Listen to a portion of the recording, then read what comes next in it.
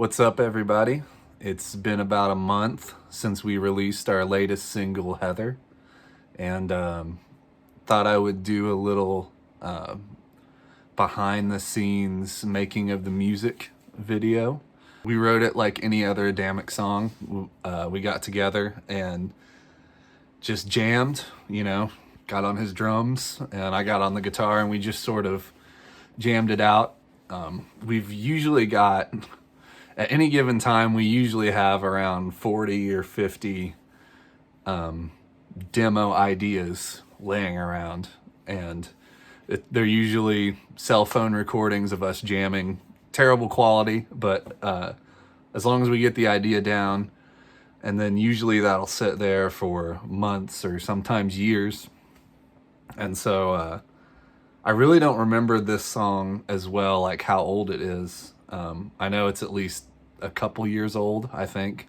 Yeah, the main riff was there, that dun dun dun dun dun dun dun dun dun dun dun dun dun dun, and that was kind of the central focus of all of it. And I remember we chose that as one of the songs we wanted to record when we went to Dive Bomb Studios, and it really didn't have a lot of other parts. So we really I remember jamming that one out a lot and sort of adding in ideas and sort of fleshing it out so it would be like a full song. And it was one song that I remember, like, personally, I remember kind of having a little bit of writer's block on from the guitar point of view. I wasn't quite sure what the chorus should be, and so I just kind of started playing that chorus that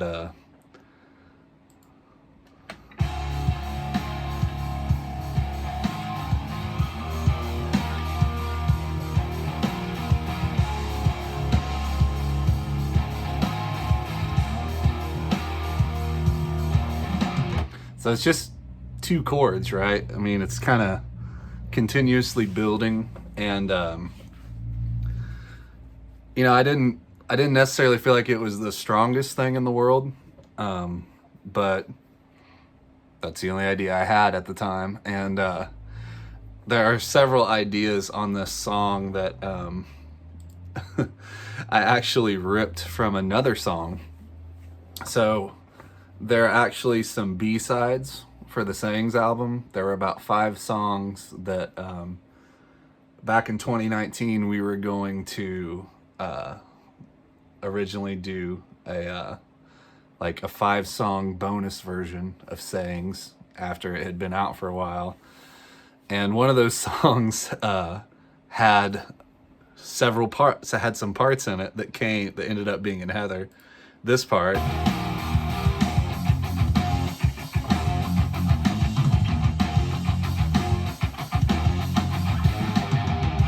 that da-na-na-na-na-na, and that part, and kind of the chorus of this song, I sort of ripped from this other song idea that never actually became a song.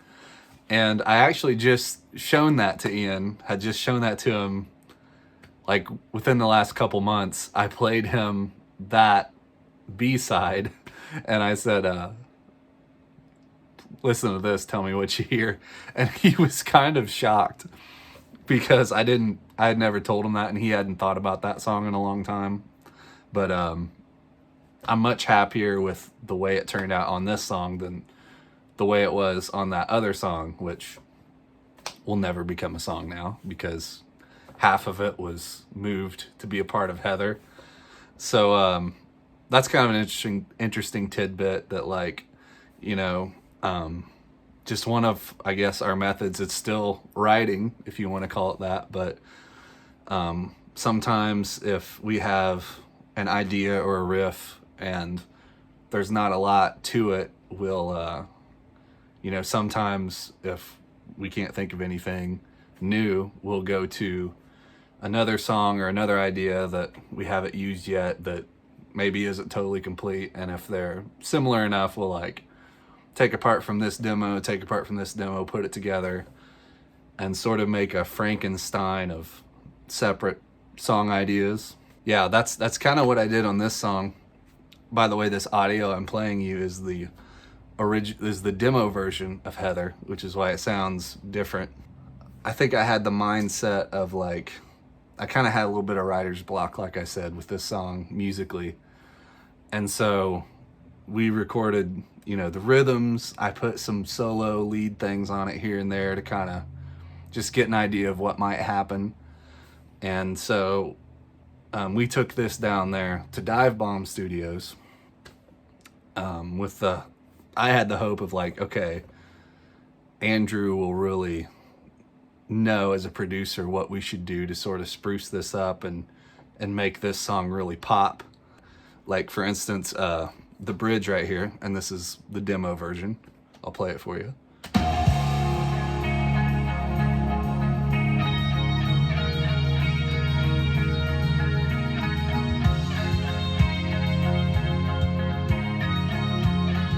So that part is essentially the same. That high part's a little bit different. So cool trivia, that high part, that doom, doom, our producer Andrew wanted that to be a slide guitar, and so he gave me a glass slide, and I've just never played with a slide. I don't have a feel for it. I have no skill with it whatsoever. And I legitimately tried several times to play, because he wanted that to be sort of fluid motion from note to note. And I just couldn't get it. And so I told him, I was like, if you know what you want to do and you just do it, like you do it. And so Andrew played slide guitar on there, which I think is cool.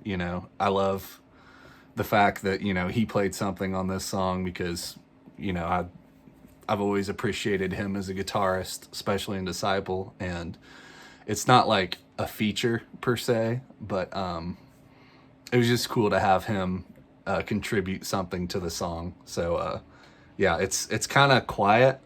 It's underneath, all the other stuff that's going on. But yeah, that's Andrew playing the slide guitar on that part.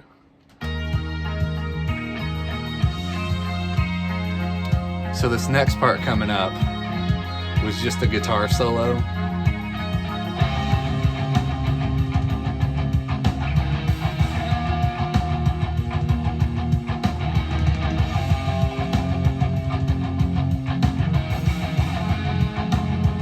So that part was a solo, and when we were demoing the vocals here, Ian had this part he had written over this build, and we didn't really know like what notes they should be, and we were trying to write melodies together for that part. And that was one of those situations where I just said like, hey, like why don't we just take that guitar solo and make those notes what you sing. So you're not here for wolves to devour. So that was cool. That was really cool to me because it was a guitar part that it wasn't really a solo, but it was super singable. And so when we needed something to put there, we just grabbed that and changed the timing to fit what he had written. And that became that part. So I thought that was a really cool tidbit there. This song was incredibly easy to track.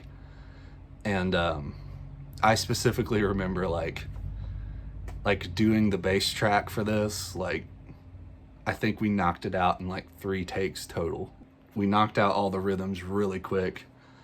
And I was down there by myself, and we decided to start putting guitar layers on this, and we were working on the bridge, and he had me put the clean stuff, the harmony stuff, where the clean guitars are like harmonizing with themselves, and then he had me start putting acoustic stuff on it, and I just started playing this high.